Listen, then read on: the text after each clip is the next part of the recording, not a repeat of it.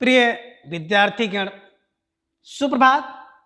आज हम कक्षा 7 की पूरक पाठ पुस्तक बाल महाभारत से कल के क्लास को आगे बढ़ाने के क्रम में कर्ण और दुर्योधन भी कुरुक्षेत्र के मैदान में मारे गए हैं, इस प्रसंग के बारे में जानेंगे। तो देखिए, आपको स्क्रीन पर दिखाई दे रहा है कर्ण और दुर्योधन भी मारे गए। इकाई 37। द्रोण के मारे जाने पर कौरव पक्ष के राजाओं ने कर्ण को सेनापति मनोनीत किया। मद्राज शैल कर्ण के सारथी बने। दूसरे दिन कर्ण के सेनापतित्व में फिर से घमासान युद्ध जारी हो गया। अर्जुन की रक्षा करता हुआ भीम अपने रथ पर उसके पीछे पीछे चला और दोनों एक ही साथ कर्ण पर टूट पड़े। जब दुशासन ने देखा तो उसने भीम पर बाणों की वर्षा कर दी। उसको भीम ने एक ही धक्के में जमीन पर गिरा दिया और उसका एक एक अंग तोड़ मरोड़ डाला। भीम मैदान में नाचने कूदने लगा और चिल्लाने लगा, मेरी एक प्रतिज्ञा पूरी हुई, अब दुर्योधन की बारी है, उसका काम तमाम करना बाकी है। भीम सेन का वह भयानक रूप देखकर कर्ण का भी शरीर कांपने लगा। तभी अश्वत्थामा को दुर्योधन ने पांडवों पर हमला करने की आज्ञा दी।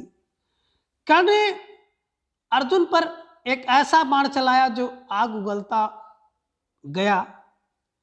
अर्जुन की ओर से उस भयानक तीर को आता हुआ देखकर कृष्ण ने रथ को पांव के अंगूठे से दबा दिया, जिससे रथ जमीन में 5 अंगुल धंस गया। कृष्ण की इस युक्ति से अर्जुन मरते मरते बचा। कर्ण का चलाया हुआ सर्प मुखास्त्र फुफकारता हुआ आया और अर्जुन का मुकुट उड़ा ले गया। इस पर अर्जुन के क्रोध का ठिकाना न रहा।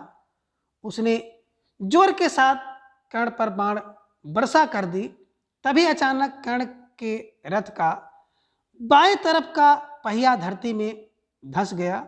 इससे कर्ण घबरा गया और बोला, अर्जुन जरा ठहरो, मेरे रथ का पहिया कीचड़ में फंस गया है। पांडुपुत्र, तुम्हें धर्म युद्ध करने का जो यश प्राप्त हुआ है उससे व्यर्थ ही ना गंवाओ।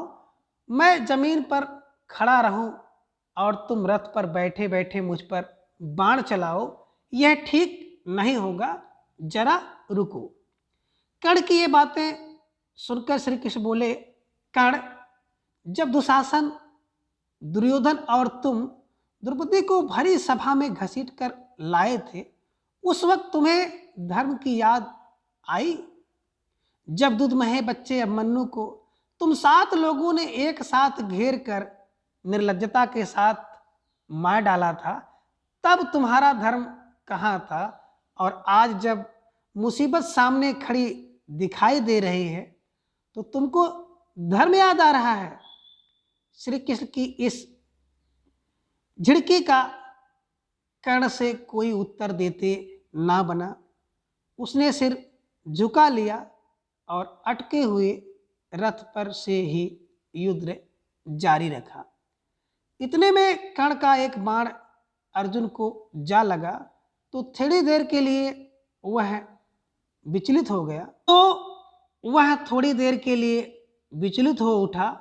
बस यही जरा सा समय पाकर कर्ण रथ से उतर पड़ा और रथ का पहिया उठाकर उसे समतल पर लाने की कोशिश करने लगा।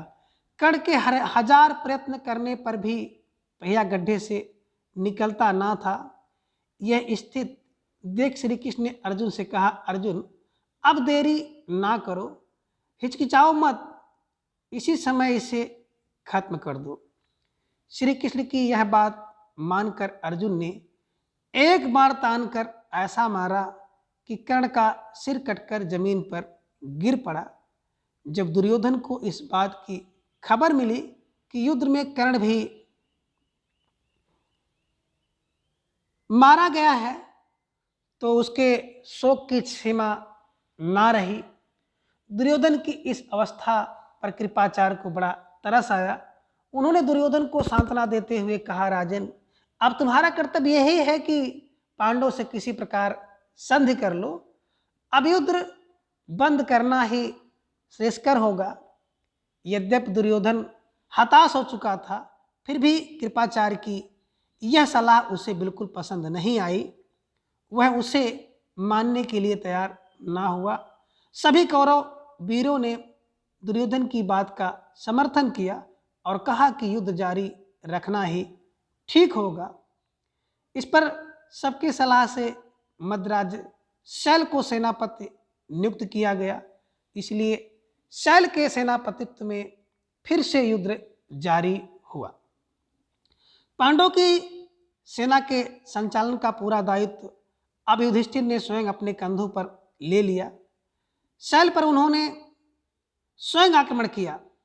युधिष्ठिर ने शैल पर शक्ति का प्रयोग किया और मद्राज शैल मृत होकर रथ पर से धड़ाम से गिर पड़े।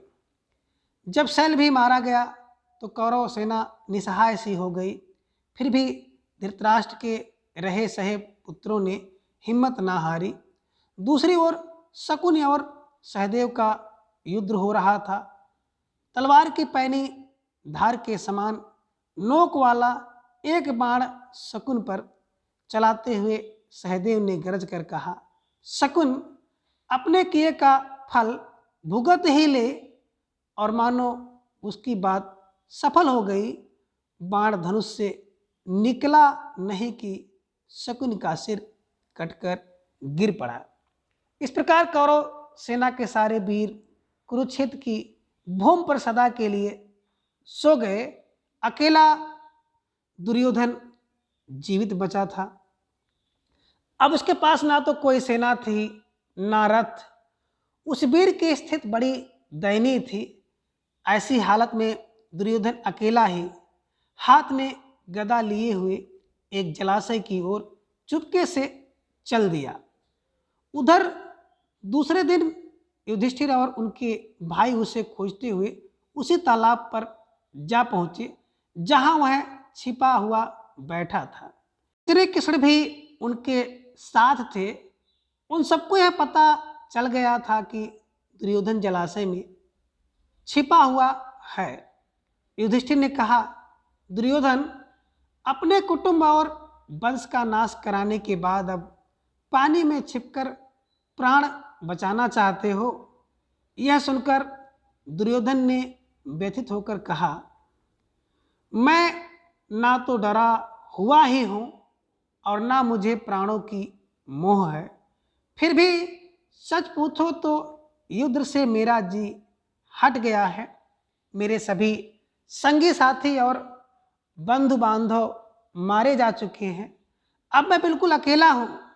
राज सुख का मुझे लोभ नहीं रहा। यह सारा राज अब तुम्हारा ही है।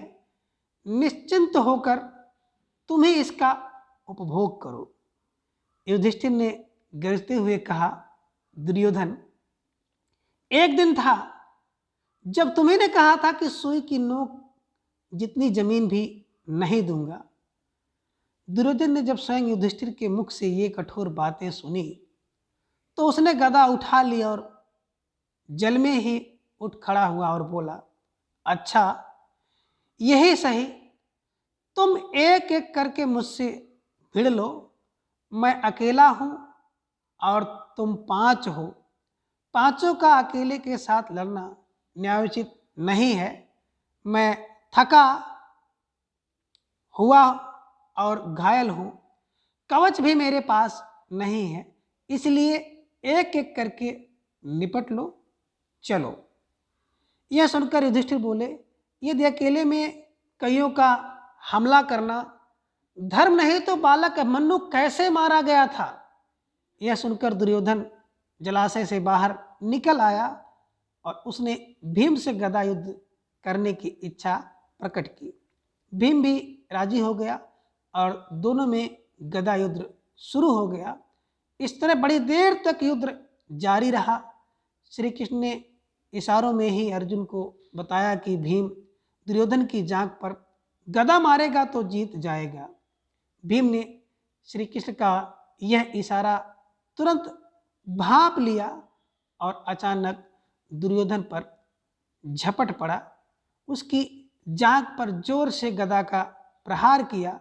जांघ टूट जाने के कारण अधमरी अवस्था में पड़े हुए दुर्योधन के दिल में फिर से क्रोध और द्वेष की आग सी भड़क उठी।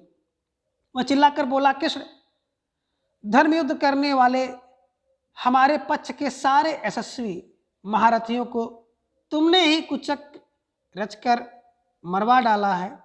यदि तुमने कुचक ना रचा होता तो कर्ण, भीष्म, द्रोण भला समर में परास्त होने वाले थे।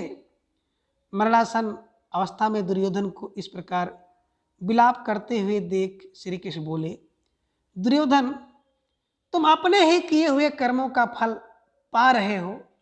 तुम यह क्यों नहीं समझते और उसका पश्चाताप करते? अपने अपराध के लिए दूसरे को दोष देना बेकार है। तुम्हारे नाश का कारण मैं नहीं हूं। लालच में पड़कर तुमने जो महापाप किया है उसी का यह फल तुम्हें भुगतना पड़ रहा है। आज के इस वीडियो में बस इतना। इसका अगला भाग हम लोग अगली वीडियो में जानेंगे। धन्यवाद।